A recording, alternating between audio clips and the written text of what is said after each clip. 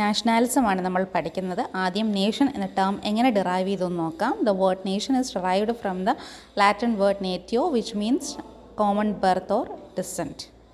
Common birth അല്ലെങ്കിൽ descent, ഈ രണ്ട് ടേം മീനിങ് ആണ് നേഷൻ എന്ന വേർഡിന് ഉള്ളത്. അതായത് ഒരേ സ്ഥലത്ത് ഉള്ള ആൾക്കാർ എന്ന meaning. Word nation is derived from Latin word natio which denotes idea of common birth or descent. But in modern times it has a significance, and now the term nation is identified with the word nationality. Nationality എന്ന ടേമും നേഷനും എല്ലാം ഇപ്പോൾ എന്താണ്, ഒരേപോലെയാണ് നമ്മൾ identify ചെയ്യുന്നത്. ഇനി നാഷണാലിസത്തിൻ്റെ nationalism എന്ന ടേം ഡിറൈവ് ചെയ്തത് നേഷനിൽ നിന്നാണ്. നേഷൻ എന്ന ടേം ഡിറൈവ് ചെയ്തത് ലാറ്റിൻ വേർഡായ നേറ്റിയോയിൽ നിന്നാണ്, which means common birth or descent. ഒരു ഡെഫിനിഷൻ പഠിക്കാം. ഡെഫിനിഷൻ ഇവിടെ ഞാൻ ലാസ്റ്റ് പേജിലാണ് ക്ലാരിറ്റി ഇല്ലാത്തതുകൊണ്ട് കൊടുത്തിരിക്കുന്നത്. According to Simon, nationalism is a form of corporate sentiment of peculiar intensity, intimacy and dignity related to a definite home country. നമ്മളുടെ സ്വന്തം രാജ്യത്തോടുള്ള നമ്മളുടെ ഒരു പ്രത്യേകമായ ഒരു ഫീലിംഗ് ആണ്. ആ ഫീലിങ്ങിന് കുറച്ച് ഇൻറ്റൻസിറ്റി ഉണ്ട്, തീവ്രതയുണ്ട്, ഒരു അടുപ്പമുണ്ട്, ഒരു ഇൻറ്റിമസി ഉണ്ട്, ഒരു ഡിഗ്നിറ്റി ഉണ്ട്, ഒരു റെസ്പെക്റ്റ് ഉണ്ട്. നമ്മുടെ ഹോം കൺട്രിയോടുള്ള നമ്മുടെ sentiments with some peculiar intensity, intimacy and dignity, that is nationalism. According to Simon, nationalism is a form of corporate sentiment of peculiar intensity, intimacy and dignity related to a definite home country.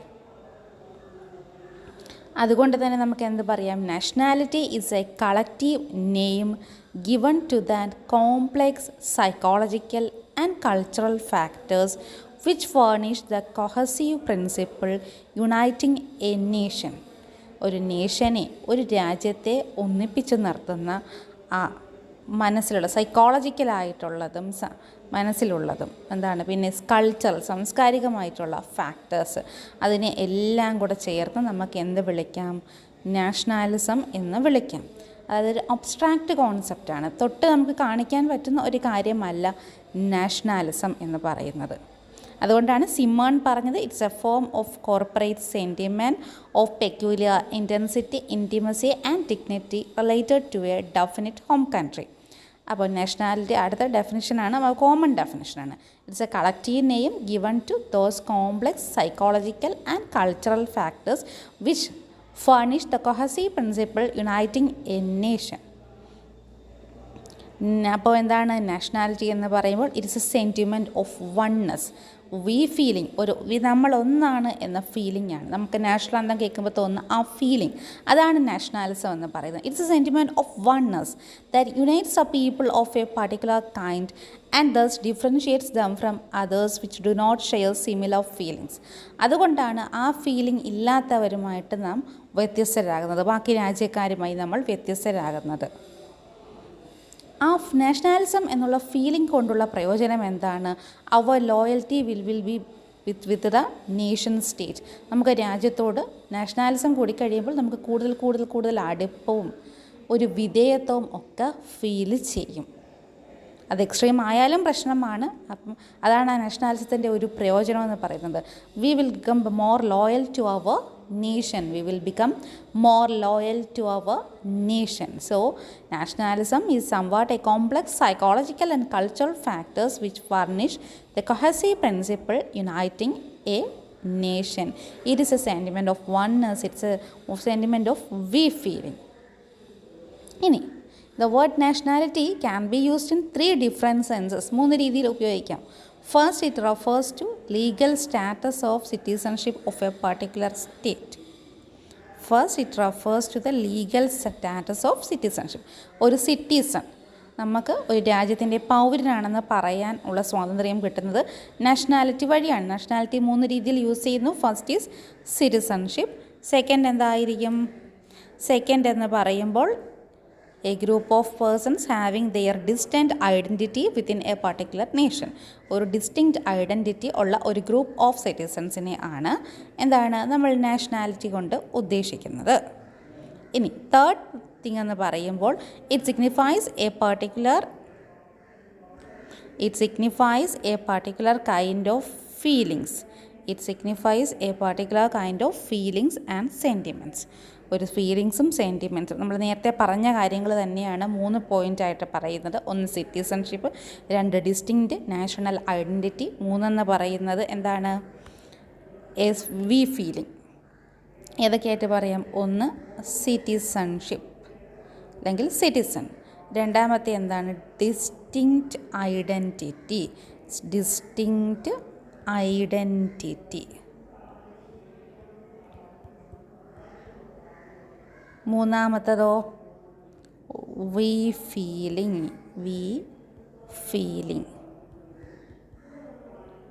അത് 3 ഒരു നാഷണാലിസത്തിൻ്റെ important ആയിട്ടുള്ള points. ഇനി what are the basic elements of nationalism? ഏതൊക്കെയാണ് നാഷണാലിസത്തിൻ്റെ elements എന്ന് നോക്കാം. First one is common race or kinship. നമ്മളിപ്പം ദ്രാവിഡിയൻ എന്ന് പറയാറുണ്ട്, ആര്യൻ കമ്മ്യൂണിറ്റി ഇതൊക്കെ പറയാറുണ്ടല്ലോ. കാരണം ഒരേ ഗോത്രത്തിൽ നിന്നും വന്നവർ, ഒരേ റേസിൽ നിന്നും വന്നവർ എന്ന രീതിയിൽ. അങ്ങനെ ആ കോമൺ റേസ് അല്ലെങ്കിൽ കിൻഷിപ്പ് അത് നാഷണാലിസത്തിൻ്റെ ഒരു എലമെൻറ്റ് ആണ്.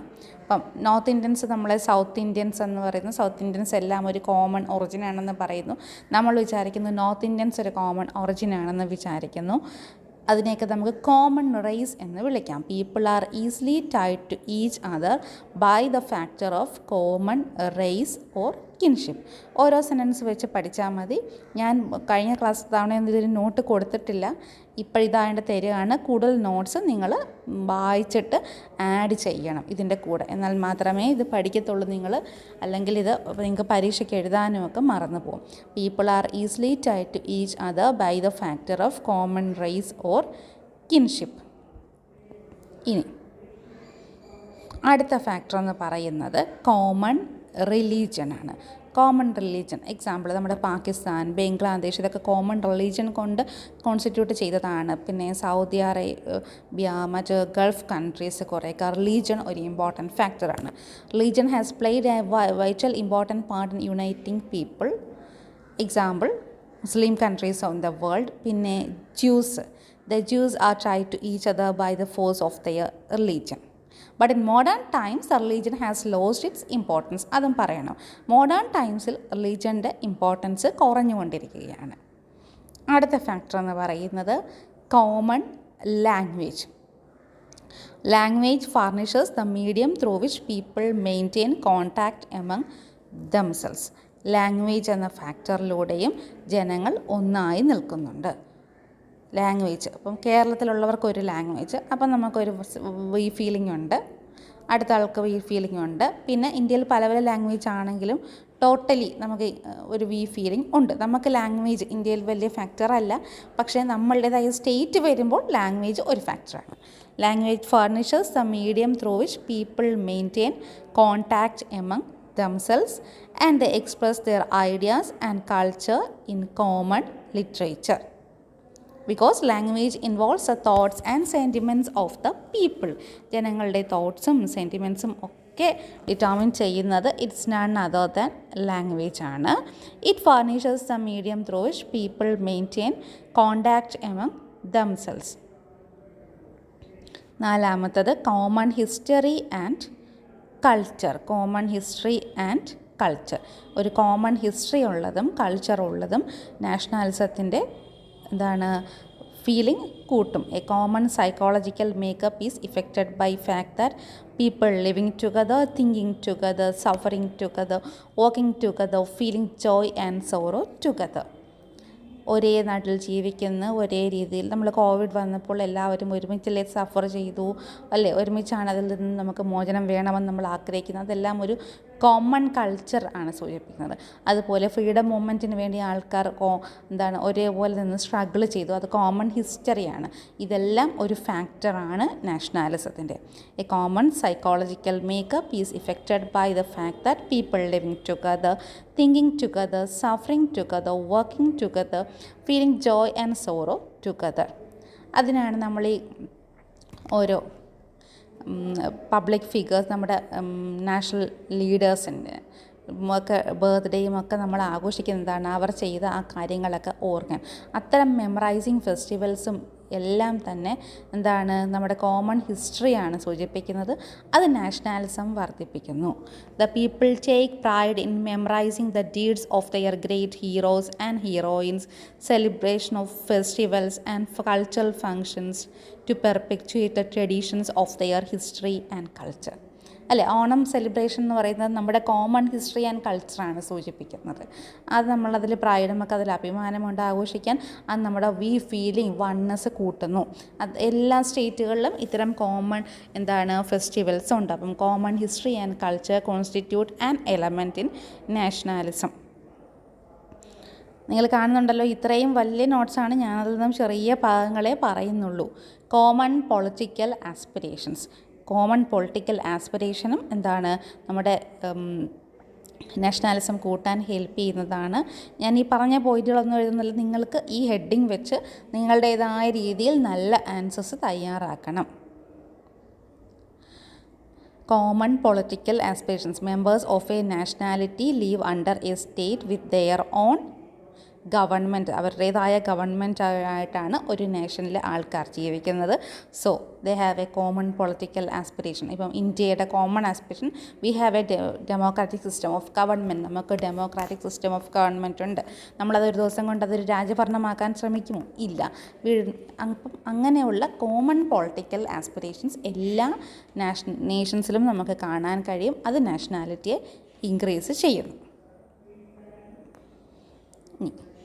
ലാസ്റ്റ് 2 points ആയേ ഉള്ളൂ. Geographical continuity. It is necessary that all parts of a country in which the people of a nationality inhabit must be geographical continuous.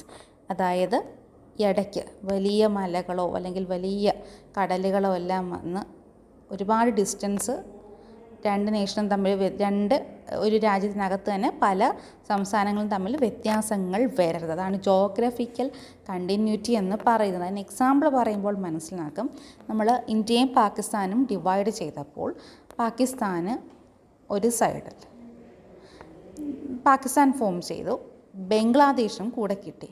Bangladesh എന്ന് പറയുമ്പോൾ പാകിസ്ഥാനിൽ നിന്നും ബംഗ്ലാദേശിലേക്ക് എത്താൻ ശരിക്കും ഇന്ത്യയിൽ കൂടെ വഴിയുള്ളൂ, അല്ലാതെ അവർക്ക് എത്താൻ വളരെ പ്രയാസമായിരുന്നു. കാരണം വെസ്റ്റ് ബംഗാളിൻ്റെ അടുത്താണ് ബംഗ്ലാദേശ് കിടക്കുന്നത്. അപ്പോൾ എന്ത് പറ്റി? ആ ജോഗ്രഫിക്കൽ കണ്ടിന്യൂറ്റി ഇല്ല. പാകിസ്ഥാൻ അവിടെ കൊണ്ട് തീരുന്നു.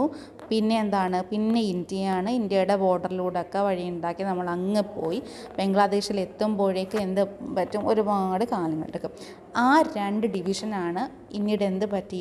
ബംഗ്ലാദേശിനെ സെപ്പറേറ്റ് നേഷനാക്കി മാറ്റി. അതുകൊണ്ടാണ് ജോഗ്രഫിക്കൽ കണ്ടിന്യൂറ്റി വളരെ എസെൻഷ്യൽ ആണ് നാഷണാലിസം കാത്തു സൂക്ഷിക്കാൻ.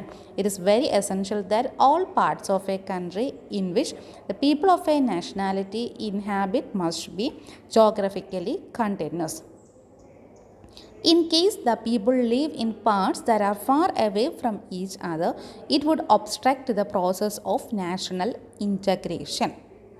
അങ്ങനെ 2 സ്ഥലങ്ങളിലാണ്, 2 ഡിഫറെൻ്റ് ഏരിയയിലാണെങ്കിൽ അത് നാഷണൽ ഇൻ്റഗ്രേഷന്, ദേശീയ ഐക്യത്തിന് എതിരായിരിക്കും. അതിനാണ് എക്സാമ്പിൾ ഡിസ്മെമ്പർമെൻറ്റ് ഓഫ് പാകിസ്ഥാൻ ഇൻ 1971 എന്ന് പറയുമ്പോൾ 1971 ഈസ്റ്റ് പാകിസ്ഥാൻ എന്തായിട്ട് മാറി?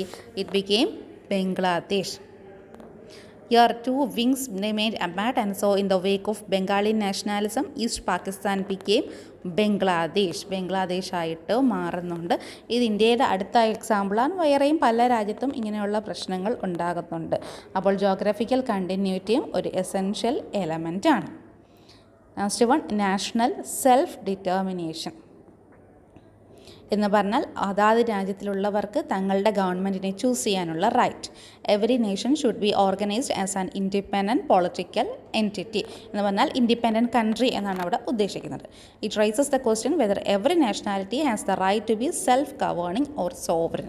സ്വന്തമായി ഒരു ഗവൺമെൻറ്റും ഉണ്ടായിരിക്കണം. ആ ഗവൺമെൻറ്റിനെ ഡിറ്റർമിൻ ചെയ്യാനുള്ള റൈറ്റും ഒരു കൺട്രിയിൽ ജനങ്ങൾക്കുണ്ടായാൽ മാത്രമേ ഈ നാഷണാലിസം കൊണ്ട് പ്രയോജനം ഉള്ളൂ. അതാണ് national self determination.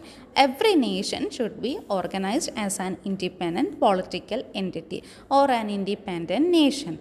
Also every nationality has the right to be self governing. സ്വയം ഭരണം നടത്താൻ അവകാശമുള്ള രാജ്യങ്ങളായിരിക്കണം, അല്ലെങ്കിൽ പരമാധികാരം ഉള്ള രാജ്യങ്ങളായിരിക്കണം.